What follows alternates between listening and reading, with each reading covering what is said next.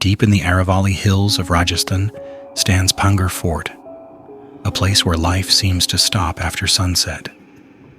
The air turns cold, and silence fills the ruins like a warning from the dead.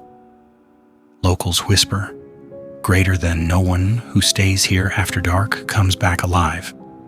And yet, people still go, out of curiosity, out of greed, or for fame. 4 friends, Arjun, Nisha, Rohit, and Priya, set out from Jaipur one evening. Their goal? To make a documentary proving there's no such thing as ghosts. At 8:30 p.m., their jeep rolled down a dusty road. The moon hid behind clouds. The night was quiet. Too quiet. A milestone flickered in the headlights. Bhangarh Fort, 2 kilometers. "Just 2 more kilometers," Nisha said nervously. 2 kilometers to hell, Arjun joked. "Don't be scared," Rohit laughed. "Ghosts aren't real, but our footage will be amazing." Priya whispered, "But the villagers told us not to go after sunset. It's cursed." The jeep stopped. Before them stood the giant gate of Bhangarh, with a government sign that read, "Entry into the fort after sunset is strictly prohibited." In the darkness, the board almost glowed, as if it were a final warning. But they laughed and went inside. Inside the fort. As soon as they crossed the boundary, the air changed, cold, heavy, and filled with something unseen. Broken walls, fallen idols, and overgrown weeds surrounded them. But the strangest thing of all was the silence. Then suddenly, the camera's mic picked up a faint sound. A soft humming, like a mother singing a lullaby. "Did you hear that?" Priya asked. "Just the wind," Rohit replied, trying to sound brave, but their breathing grew faster. They reached the center of the fort, the ruins of the old royal palace. Arjun started recording. Bhangarh Fort was built in the 16th century by King Madho Singh. Legend says a sorcerer named Singhia fell in love with Princess Ratnavati. When she rejected him, he cursed the entire town. As soon as he finished speaking, a cold gust of wind hit them.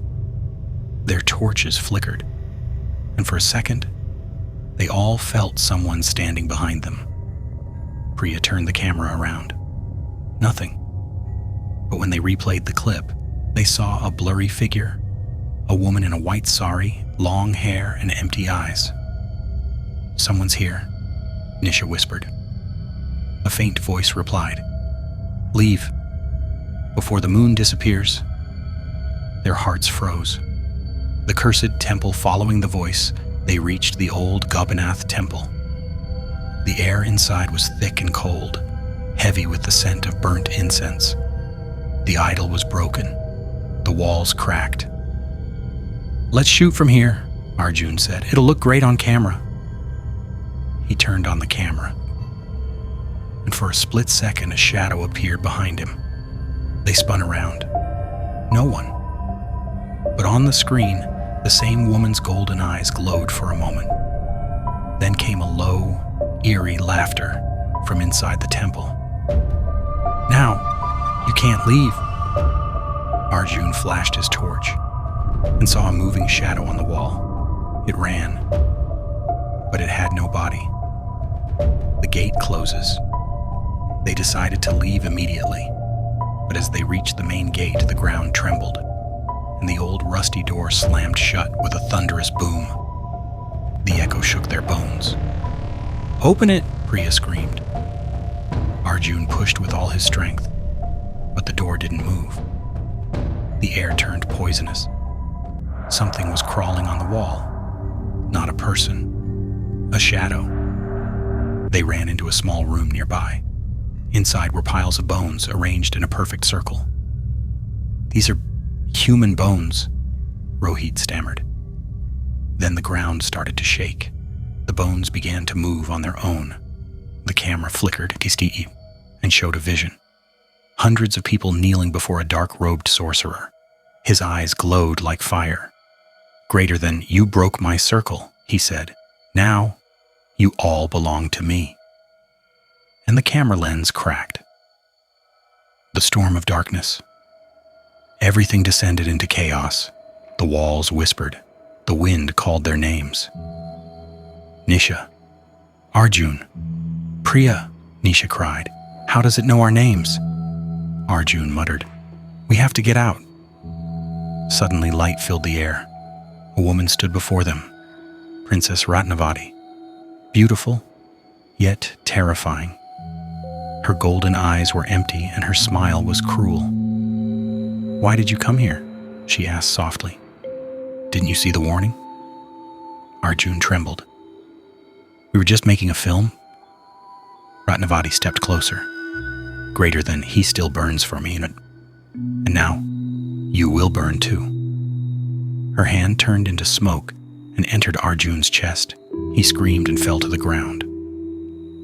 The escaped Priya and Nisha dragged Arjun, running toward the gate. Rohit followed, panting. They heard footsteps, hundreds of them. Turning back, they saw dozens of spirits surrounding the courtyard. And in front, the sorcerer Singhia, his eyes glowing red. "The curse began at sunset," he said, "and you broke it before sunrise."